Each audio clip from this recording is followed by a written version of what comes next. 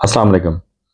आप कितने ही कमज़ोर क्यों ना हो, कितने ही कमज़ोर तर क्यों ना हो, लेकिन जब अल्लाह ताला की ज़ात आपसे कोई काम करवाना चाहती है, तो बड़े-बड़े काम आप बआसानी कर जाते हैं। बचपन से हम लोग एक कहानी सुनते आए हैं और वो कहानी अभी रिसेंटली मैंने दोबारा सुनी तो मुझे बहुत अच्छी लगी और फिर मैंने इससे एक स्टोरी अक्स की, जो कि आज आपको सुनाना चाहता हूँ। यानी इससे एक रिज़ल्ट निकाला मैंने और पहले मैं आपको ये छोटी-सी स्टोरी है ये सुना देता हूँ और उसका फिर रिज़ल्ट भी आपको बताऊँगा कि बचपन में जब हम सुनते थे तो हम सिर्फ़ इसको एन्जॉय करते थे। लेकिन आज जब मैंने ये कहानी सुनी है, तो मुझे इसका रिज़ल्ट भी पता चल गया है कि इससे क्या मतलब निकलता है। ये कहानी पंजाबी ज़बान की है, तो पंजाबी भी बीच में थोड़ी बहुत आएगी, तो आपको जब भी मज़ा आएगा तभी आपको समझ आएगी। बेसिकली किसी बहुत पुराने वक़्तों की बात है कि किसी गाँव में एक शख्स था, मिरासी कम्युनिटी से ताल्लुक़ था उसका और वो पंजमार के नाम से मशहूर था। पंजमार कैसे कि एक दफ़ा वो बैठा हुआ था, उसने ऐसे करके हाथ मारा तो उसके हाथ पे 5 मक्खियाँ मर गईं, तो उसने अपनी बीवी को दिखाया कि देखो 5 मक्खियाँ मैंने मारी हैं। तो उसकी बीवी ने कहा कि ले भाई तू तो पंजमार है। पंजमार मतलब 5 बंदों का मारने वाला। तो उसकी बीवी थोड़ी शेखी रखती थी, तो उसने गाँव में पूरे में बता दिया कि मेरे शौहर ने तो 5 कत्ल किए हुए हैं, मेरा शौहर बड़ा तेज़ है, बड़ा खूनखार है और ये है, वो है। तो उसने अपने शौहर को पंजमार के नाम से मशहूर करवा दिया। चलते-चलते बात जो है वहाँ के बादशाह तक पहुँची, तो उस ज़माने में वहाँ पे बादशाह को कई चैलेंजेस थे और इसमें से एक चैलेंज ये था कि उस इलाके में कुछ चोर रात को आते थे, तो वो इलाके में डकैतियाँ मारते थे। तो बादशाह ने इस पंजमार को बुलवाया, इस मिरासी को, और उसको कहा कि देखो मैं तुम्हें ये टारगेट देता हूँ कि इन चोरों को पकड़ना है और तुम चूँकि बहुत बहादुर इंसान हो, तो इसलिए तुम्हें ये टारगेट दिया जा रहा है। अगर तुमने ये अचीव कर लिया तो तुम्हें इनाम दिया जाएगा और अगर नहीं कर सके तो फिर तुम्हें सज़ा मिलेगी। अब जनाब ये पंजमार साहब जो हैं वो रोते-रोते घर आए और बीवी से कहा कि तुमने भाई बहुत गलत बयानी से काम लिया, मेरी खामख़ा में शोहरत कर दी और मैं तो कुछ किया नहीं है मैंने, और अब मैं जो है पंजमार तो हूँ नहीं, लेकिन तुमने मुझे पंजमार बना के पेश किया है। तो अब मुझे ये बादशाह की तरफ से ये ऑर्डर मिला है कि मैंने चोरों को पकड़ना है, अगर नहीं पकड़ सका तो हमें सज़ा मिलेगी। तो उसकी बीवी और ये मिल के प्लान बनाते हैं कि भाई चोरों को तो हम नहीं पकड़ सकते, तो हम ये करते हैं कि हम रातों रात अपने इस गाँव से भाग जाएँगे और बादशाह की बादशाही से बहुत दूर चले जाएँगे। तो उस रात वो क्या प्लान करते हैं कि वो कहते हैं कि खीर बना लेते हैं, ताकि कल जब हम दिन को यहाँ निकलेंगे, फजर की नमाज़ पढ़ के यहाँ से निकलेंगे तो हमें वो खीर साथ रख लेंगे ताकि खाने-पीने की तकलीफ ना हो। तो वो रात को खीर बनाते हैं, खीर बनाते-बनाते सो जाते हैं। बाहर इत्तेफाक से वही चोर आते हैं जो कि जिनको पकड़ना होता है, और वो चोरों को जब खीर की खुशबू आती है तो वो अंदर आ जाते हैं। अंदर आते हैं तो देखते हैं कि ये दोनों जो हैं सोए हुए होते हैं और खीर तैयार पड़ी होती है।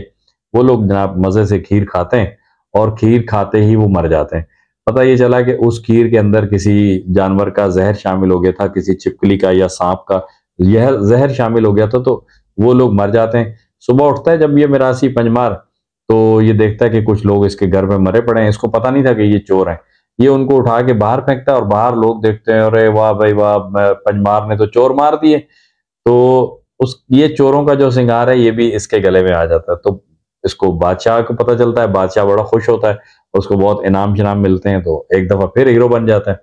कुछ दिनों के बाद बादशाह इसको दोबारा तलब करता है और वो कहता है कि जनाब हमारे इलाके में एक शेर आता है और वो शेर जो है ना, वो लोगों के जानवरों को खाता है, लोगों को खाता है, तो तुमने अब उस शेर को मारना है, फिर तुम्हें और इनाम मिलेगा।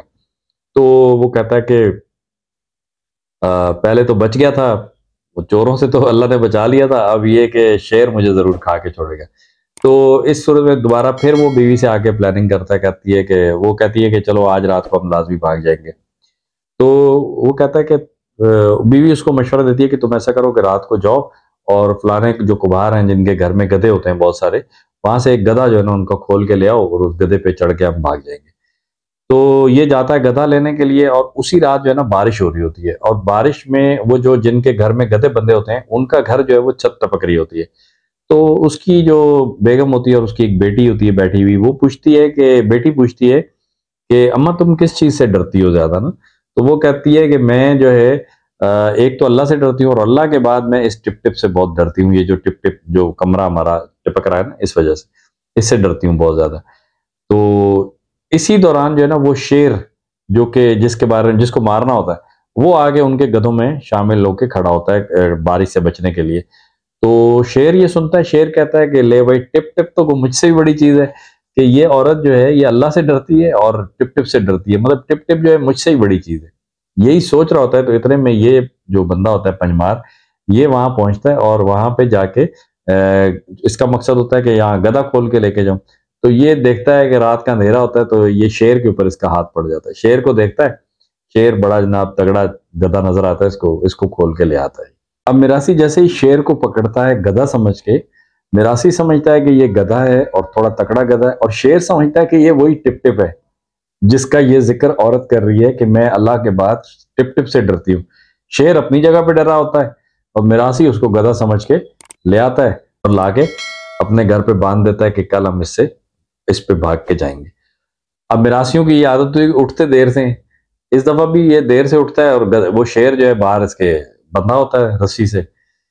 तो सुबह जब होती है लोग देखते हैं, लोग बोलते हैं ले भाई पंजमार ने तो शेर भी बांध लिया, पकड़ लिया, लो भाई पंजमार तो बल्ले बल्ले, पंजमार की तो बल्ले बल्ले हो गई। तो जनाब बादशाह फिर उसको इनाम इकराम देता है और बादशाह बड़ा खुश होता है, कहता है कि वाह भाई वाह, क्या बात है तेरी।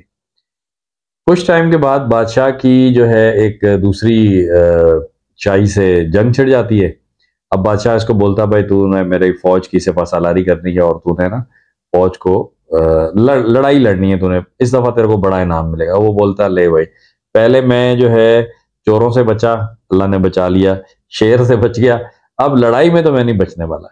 तो वो कहता है कि बादशाह उसको बुलवाता है, कहता है कि तुम आओ और घोड़ा सेलेक्ट कर लो अपने लिए कि कौन सा घोड़ा तुम्हें चाहिए, और उसके बाद तुम इस पे सवारी करना और जंग में हिस्सा लेना।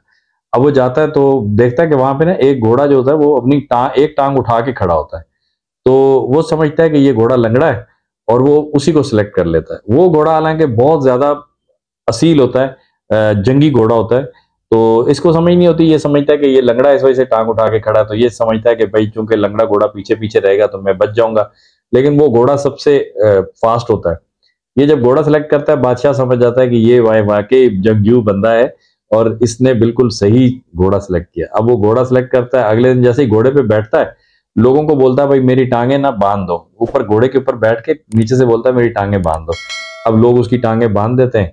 घोड़े को जैसे ही छोड़ते हैं, घोड़ा तो वैसे ही शूटर होता है, घोड़ा जैसे ही भागता है, घोड़ा भागते भागते एक बहुत बड़े दरख्त के अंदर लग जाता है। वो दरख्त जो है वो तने से उखड़ता है और पूरा दरख्त इसके साथ घसीटता हुआ जा रहा होता है। पूरा दरख्त जब ये घसीटता हुआ जा रहा होता है तो जो सामने की फौज होती है वो जब देखते हैं कि ये पूरा दरख्त ही जो है वो तने समेत उखाड़ के लेके आ रहा है, तो वो देखते हैं, वो बोलते हैं ले भाई ये तो बहुत जालिम फौज है, इसका तो एक एक सिपाही जो है वो पूरे पूरे दरख्तों को उखाड़ के लेके आ जा रहा है।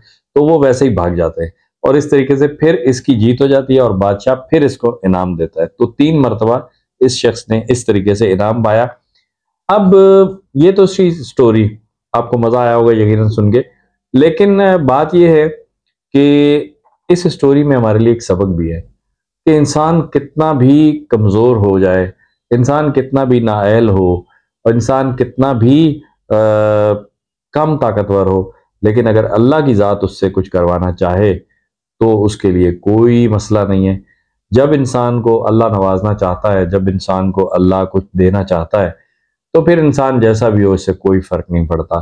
अल्लाह ताला की ज़ात जब किसी पर मेहरबान हो जाती है तो फिर वो एक पंजमार मिरासी जैसे बंदे से भी ऐसे काम करा देती है जिसकी तवक्को बादशाह को भी नहीं थी, उसको खुद को भी नहीं थी, उसकी बीवी को भी नहीं थी, लेकिन उसने ये सारे काम किए। इसी तरीके से हमारी जिंदगी में हमें अल्लाह पे बिलीव रखना चाहिए और अल्लाह से ही मदद मांगनी चाहिए और अल्लाह को ही मद्देनजर रखना चाहिए, और अल्लाह ही है जो हमारी जिंदगियों में अच्छाई बेहतरी लाता है। और जो भी बुराइयां होती हैं ज़ाहिर है वो तो हमारी अपनी पैदा करदा होती हैं, लेकिन अल्लाह जो है वो जब किसी इंसान पर मेहरबान हो जाए तो फिर वो उसको ये देखने की ज़रूरत नहीं पड़ती कि ये इंसान के अंदर क्या काबिलियत है, क्या काबिलियत नहीं है। इसीलिए अगर हम किसी काबिल इंसान को देखें तो उसके अंदर अगर काबिलियत है तो उसका जो है उसको एतराफ़ करें, अगर काबिलियत नहीं भी है तो उसको अल्लाह की मर्जी समझें, क्योंकि अल्लाह जो है वो किसी भी तरह के इंसान से किसी भी तरह का काम करवा सकता है। क्योंकि अल्लाह वादा उला शरीक है। उम्मीद है कि आज की स्टोरी आपको पसंद आई होगी। चैनल को सब्सक्राइब और वीडियो को लाइक और शेयर जरूर कीजिएगा। शुक्रिया।